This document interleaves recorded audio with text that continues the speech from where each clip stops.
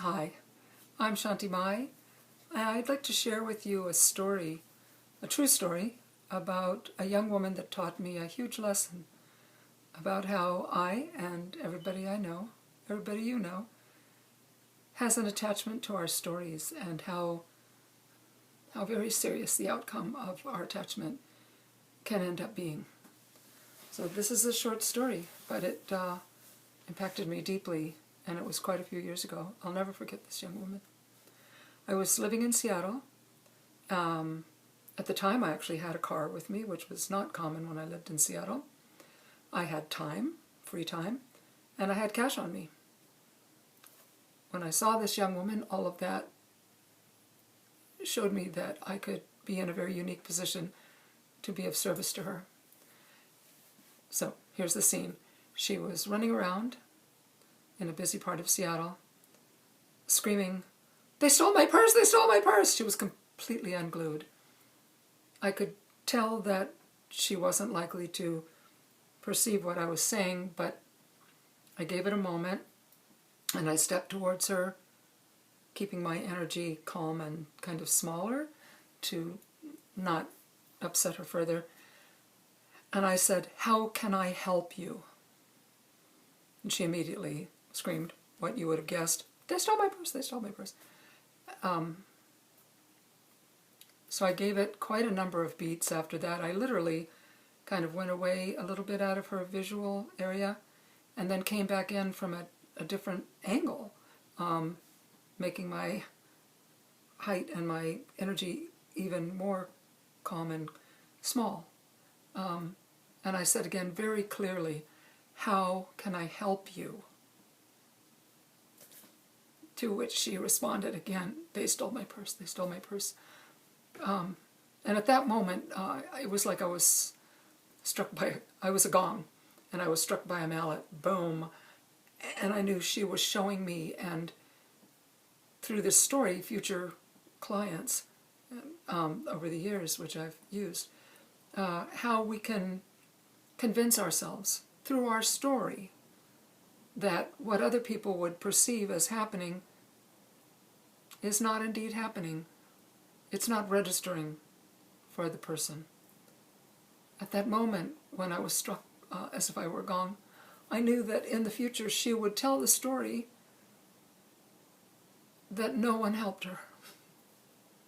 And I knew that she would believe it very, very strongly. She'd be utterly convinced. No one would be able to convince her that it wasn't true. She'd like, "No, I was there, nobody helped me." And indeed, I eventually realized that she wasn't available. She couldn't let it in that somebody would help her, especially maybe someone that had no vested interest, that was a complete stranger. I knew that there had been times in my life where an outsider would have perceived me doing my version at some point in my life of the same thing, not availing myself of what was offered to me. And it reminded me also of that wonderful story that we've all heard about the guy in the terrible flood, and he's up on the roof and waiting for God to save him, and didn't see the signs of the rowboat as the God saving him, the motorboat, etc., the helicopter. No. We have ideas, we have pictures, we have stories. In this instance, I knew the woman's story was, "I'm alone, I'm adrift in the universe, and I'm always alone and no one ever helps me. I'm a victim." And for her to let the scenario in of the reality of this stranger, this much older woman, "How can I help you?" would have blown, in a way it would have blown her mind, because our identification takes over our mind. I'll talk about that more in another video. I'm wanting to talk a lot about that. The mind is supposed to be a servant. Another time. But she would have had to blow her idea of who she was right out of her mind and redevelop a sense of self from the ground floor up, which is hard to do. It's not easy. And for any of us, any of you, stuck in a repeat kind of wash cycle where you keep getting thrown around in what feels like an agitator, fighting for your life, struggling to breathe above the crap flowing around you, this is a key for you. There's probably indeed a story that you're telling about being a victim, about things work out for other people but not for me, that kind of story. It may be kicking you in the butt in terms of being freed from never-ending financial woes or never-ending health dilemmas, relationship betrayals.